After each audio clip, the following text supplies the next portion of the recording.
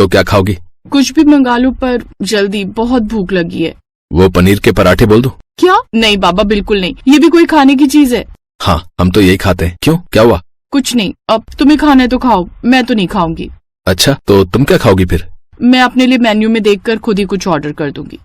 फिर वैशाली ने वेटर को आवाज लगाई और अपने लिए एक पिज्जा और कोल्ड ड्रिंक का ऑर्डर किया, जबकि अमृत ने वेटर से 2 पनीर के पराठे का ऑर्डर किया। फिर वेटर के जाने के बाद तुमने फिर से पिज्जा ऑर्डर कर दिया? हाँ, तो तुम्हारे ये तेल से भरे पराठों से तो अच्छा ही है ना। और वो तुम क्या पीते हो? हाँ, छाछ। छी, कितना गंदा सा टेस्ट होता है उसका। तुम भी ना, तुम शहर वाले लोगों को कभी मक्खन, घी और छाछ की ताकत समझ में नहीं आएगी। ओ हेलो मिस्टर अमृत, मुझे नहीं चाहिए ये ताकत वाकत। अरे मुझे लड़ना थोड़ी है किसी से। ठीक है बाबा, तुम्हें जो अटर पटर खाना है खाओ, मैं नहीं रोकूंगा तुम्हें। अमृत और वैशाली के बीच ऐसी मीठी नोकझोंक चलती रही। थोड़ी देर बाद वेटर दोनों का ऑर्डर लेकर आ गया। वो अमृत के लिए पनीर के पराठे और छाछ लेकर आया, तो वहीं वैशाली के लिए पिज्जा और साथ में कोल्ड ड्रिंक। पिज्जा देखकर वैशाली बच्चों की तरह खुश हो गई। ये हुई ना बात, अब आएगा मजा। असल में ये दोनों एक साथ एक ही कंपनी में काम करते थे। अमृत जहाँ सीधा साधा देसी लड़का था, तो वहीं वैशाली उतनी ही शैतान और चंचल। वैसे तो उन दोनों में कोई भी बात एक जैसी नहीं थी, लेकिन फिर भी दोनों एक दूसरे को पसंद करने लगे थे। और फिर एक दिन, यार बहुत प्यास लगी है, देखो ना कहीं कोल्ड ड्रिंक वगैरह है क्या? कोल्ड ड्रिंक तो नहीं दिख रही है, पर वो देखो वहाँ जलजीरा मिल रहा है, चलो पिलाता हूँ तुम्हें। क्या कहा? जल क्या? अरे जलजीरा। ये क्या होता है? एक गिलास पीकर देखो, मजा आ जाएगा। नहीं, पूरा ग्लास नहीं, मैं बस एक सिप लूंगी। फिर अमृत ने ठंडे जलजीरा का गिलास खरीदकर वैशाली की तरफ बढ़ा दिया। वैशाली ने जैसे ही जलजीरा का एक सिप लिया तो मुंह बनाते हुए बोली, छी, कितना स्ट्रॉन्ग टेस्ट है।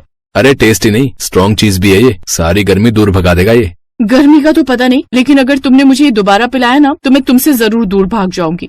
अच्छा ये सब छोड़ो, सुनो, कल तैयार है ना? तुम्हें पापा मम्मी से मिलवाना है।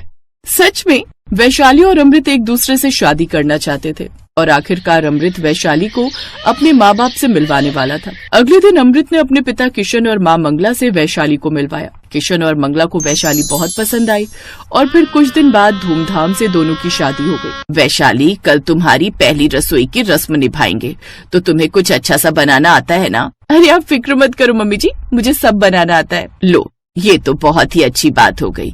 मैं तो ऐसे ही परेशान हो रही थी कि पता नहीं वैशाली को कुछ बनाना आता भी है कि नहीं। फिर अगले दिन पहली रसोई की रस्म शुरू हुई। रसोई में वैशाली ने अपनी जरूरत का सारा सामान इकट्ठा किया और खाना बनाने में लग गई।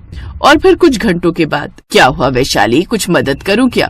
नहीं मम्मी जी, बस 10 मिनट और सब कुछ हो ही गया है। अच्छा, ये तो बहुत अच्छी बात है। खाने की मेज पर अमृत और उसके पिता किशन और उसकी माँ मंगला बेसब्री से खाने का इंतजार करने लगे। तभी वैशाली ने एक एक कर बर्तन लाने शुरू किए। सभी बर्तन ढके हुए थे। अरे वाह, वैसे खाने में क्या बनाया है बहू? अभी पता चल जाएगा पापा जी। पहले बर्तन में बड़ा सा पिज्जा था, दूसरे में मंचूरियन और तीसरे बर्तन में नूडल्स और सूप बनाया हुआ था। साथ में कोल्ड ड्रिंक की एक बड़ी सी बोतल भी रखी थी। लीजिए पापा जी, शुरू कीजिए।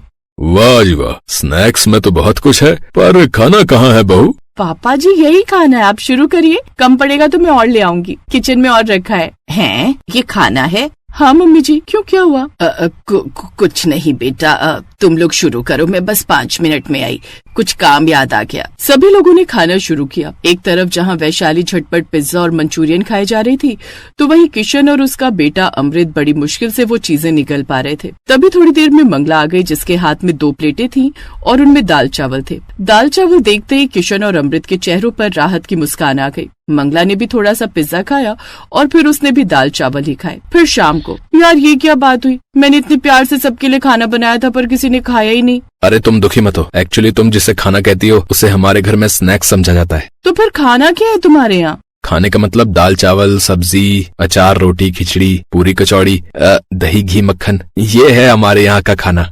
माय गॉड, ये सब खाकर तो मैं बीमार पड़ जाऊंगी। उस दिन के बाद से मंगला पहले की तरह ही सबके लिए दाल चावल और रोटी बनाती और वैशाली अपने लिए कभी चाइनीज तो कभी डोनट्स। ऐसे ही कई दिनों तक चलता रहा। फिर एक दिन अमृत और वैशाली ऑफिस से घर लौटे तो दोनों ही बहुत खुश दिखाई दे रहे थे। क्या बात है बेटा, तुम दोनों बहुत खुश दिखाई दे रहे हो। माँ, मेरा प्रमोशन हो गया और साथ में वैशाली का भी। हाँ मम्मी जी, प्रमोशन भी हुआ और सैलरी भी बढ़ गई। इसी बात पर कुछ मीठा तो बनता है।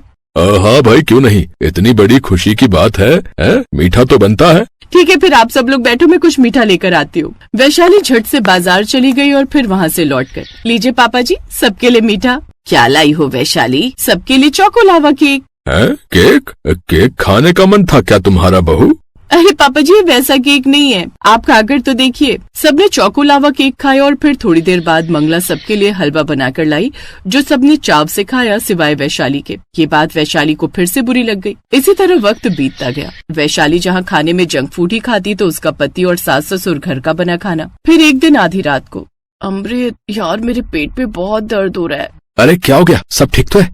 पता नहीं, अचानक बहुत तेज दर्द उठा है। रात में शोर सुनकर मंगला और किशन भी जाग गए और वो सभी वैशाली को लेकर अस्पताल पहुँचे। क्या हुआ इन्हें? सर पता नहीं, कह रही है कि पेट में बहुत दर्द हो रहा है। घबराइए नहीं, मैं इंजेक्शन दे देता हूँ, आराम आ जाएगा। इंजेक्शन की वजह से वैशाली को थोड़ा आराम मिला और वो सो गई। उधर डॉक्टर ने अमृत को अपने पास बुलाया। देखिए, मुझे इनके कुछ टेस्ट करवाने पड़ेंगे क्योंकि मुझे ये मामूली दर्द नहीं लग रहा है। ठीक है सर, जैसा आप कहें। अगले दिन वैशाली के टेस्ट की रिपोर्ट्स आ गईं और फिर जैसा मुझे डाउट था वही हुआ। इनके लिवर में इन्फेक्शन है, वो भी बहुत ज्यादा। कुछ बाहर का खाती हैं क्या? हाँ डॉक्टर साहब, पिज्जा, बर्गर, तला भुना, फ्राइज और कोल्ड ड्रिंक पर ही तो जिंदा है ये तो बहुत गड़बड़ है। सीधा दाल चावल और खिचड़ी पर आ जाओ वैशाली, यही तुम्हारे लिए सही रहेगा। सर पर मैं ये सब खाकर जिंदा कैसे रहूंगी? ये सब खाकर ही जिंदा बच पाओगी, समझी? डॉक्टर ये कहकर वहाँ से चले गए। उस दिन पहली बार मंगला ने वैशाली पर गुस्सा किया। अब तुम वही खाओगी जो मैं तुम्हें खिलाऊंगी, समझी? बस अब आगे कोई जिद नहीं। सही कहा, आज से इसका पिज्जा विज्जा सब बंद। उस दिन के बाद से मंगला वैशाली को दाल चावल और खिचड़ी खिलाने लगी। शुरुआत में वैशाली घर के सीधे साधे खाने को देखकर मुंह बनाती, पर धीरे धीरे वैशाली को देसी खाना अच्छा लगने लगा और फिर तो वो खुद ही सबके लिए दाल चावल और रोटी सब्जी बनाने लगी। और इस तरह कुछ ही दिनों में वो पूरी तरह से ठीक हो गई।